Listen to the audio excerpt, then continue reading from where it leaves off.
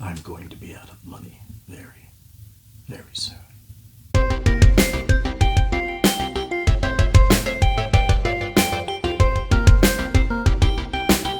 Hey everybody, it's John Finn, and holy crap. Unfortunately, or fortunately, depending on your point of view, McFarlane Toys has jumped on that whole retro bandwagon that's been going on with toys from the 80s and early 90s, and they are bringing us a reproduction of the 1980s Kenner line Superpowers. This was my absolute favorite line of toys as a child, bar none. This is where I got a lot of my early imaginative play from, really. I mean, this is the genesis of John Finn before you. Well, not quite. These are the newer versions. I don't have any of the older versions anymore, but we're going to get these guys open, and I can remember a lot of the details about them, and we'll kind of talk about that. The biggest differences are on Darkseid. He's almost completely different. The original, he was almost, he just kind of had a blue tunic and crotch piece with gloves and a belt and a cape. He did have a cape in the old one, though. And then, of course, Green Lantern over here was Hal Jordan, where this time it's John Stewart. Not a huge big deal, just a small change. Also, his fist right here, the one with the power ring, was turned. Instead of like this, it was turned a little bit more like that, like he was going to be pointing his ring at something. The chests do seem, I think, a little bit bigger or broader than they were in the original, but everything else seems really close to what they looked like before. So what I'm going to do, I'm going to take a few minutes to get these guys out of the package and try to keep the cards as pristine as possible. So I'm going to cut them out using a hobby knife. Once we do that, we'll take a look at all four of them, see what they're like, see how they compare to the old ones, and we'll go from there. Okay, we've got them all open here and on display. They're pretty cool, and they're pretty accurate to the OGs, but there are some key differences that I'd like to point out.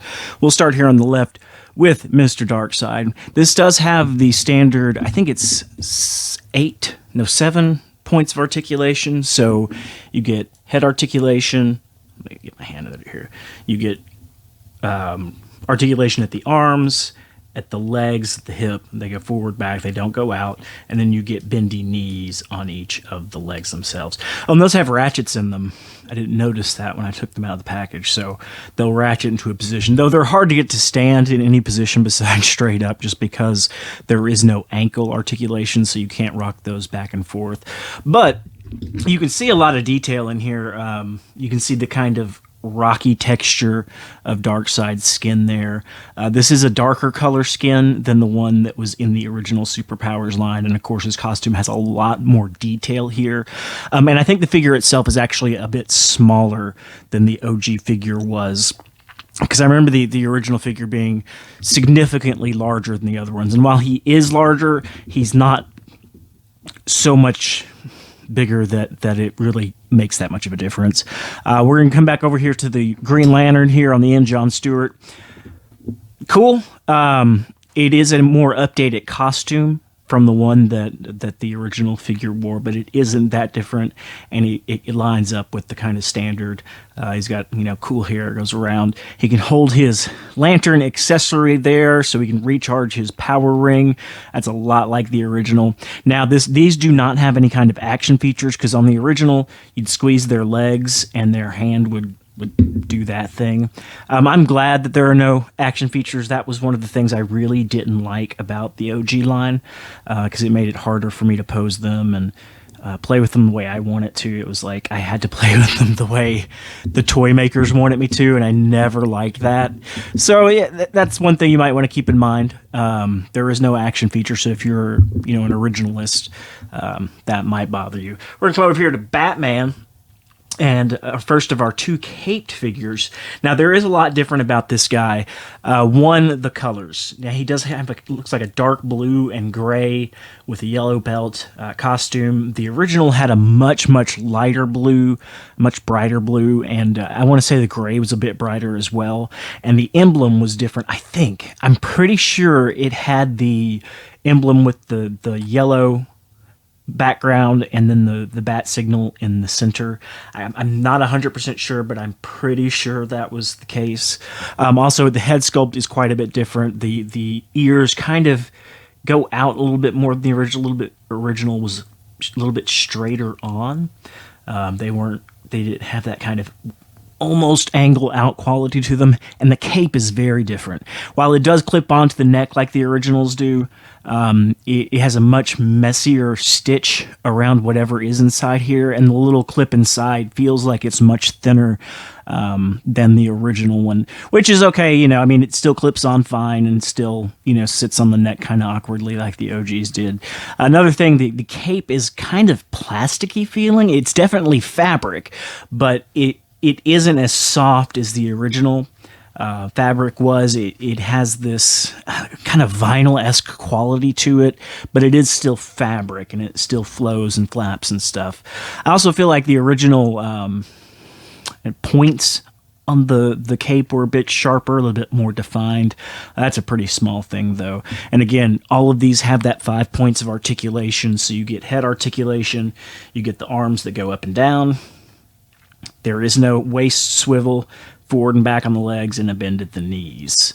There's no other kinds of swivel or anything on these guys. So keep that in mind if that's something you think about when you collect things. And finally, the man himself, Superman. This is pretty cool. It's got some pretty bright, awesome colors. I do feel like the chest piece is different from the original in a way I can't quite put my hands on. But otherwise, it's almost just exactly like the original. It has the blue eyes. It has the good symbol there on the chest. It even has the yellow symbol on the cape. Although I feel like it's placed a little bit higher, and it's a little bit bigger than the OG toy is. Now, the placement being a little bit higher could just be because of the poor stitching in the clip part of it, because it looks like it wants to sit a little bit lower when you straighten it out. But that clip really does mess with things. Again, kind of plasticky vinyl feeling cape that is woven, but feels like it might be woven of something plastic. So keep that in mind if that's something you think about when you get these guys. But they are soft good capes. No Marvel Legends or Masterverse stiff hard goods capes here. All fabric, or at least pliable fabric-like material. These are super awesome. I don't have any of the vehicles. I don't think I will buy any of those because they just take up so much space. But I do think I'm going to keep up with this line just because, one, they're like $10 a piece, and that is a great price for figures today. And two, they recreate the originals in such a faithful way, the original Kenner line, that it's just, I love it. I love it. I love it. And I'm looking forward to seeing, Wonder Woman and Robin and maybe, who else was in that? The Joker, Penguin. There's a ton of characters that they could do. Martian Manhunter. It would just be so fun to see as many DC characters put into this buck as possible, because this is just... the nostalgia is strong with this one. But... if you're a kid from the 80s, early 90s, and you had any of these, I highly recommend it. I mean, it's a pretty low price to jump into a new collection on at $10 a pop.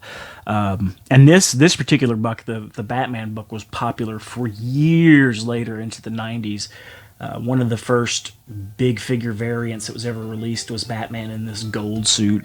He had everything that's gray on this one was gold, like a shiny gold, and then he had black over top of that.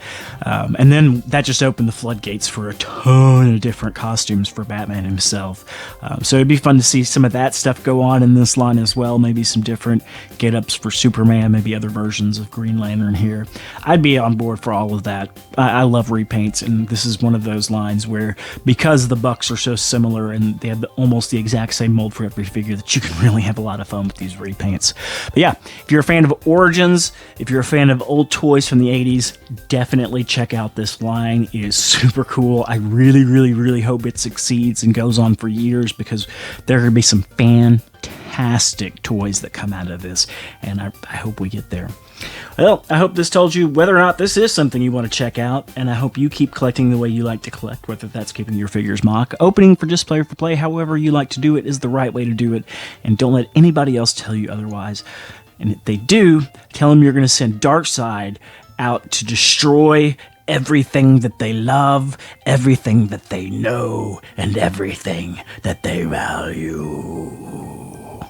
Till next time, I'm John Finn.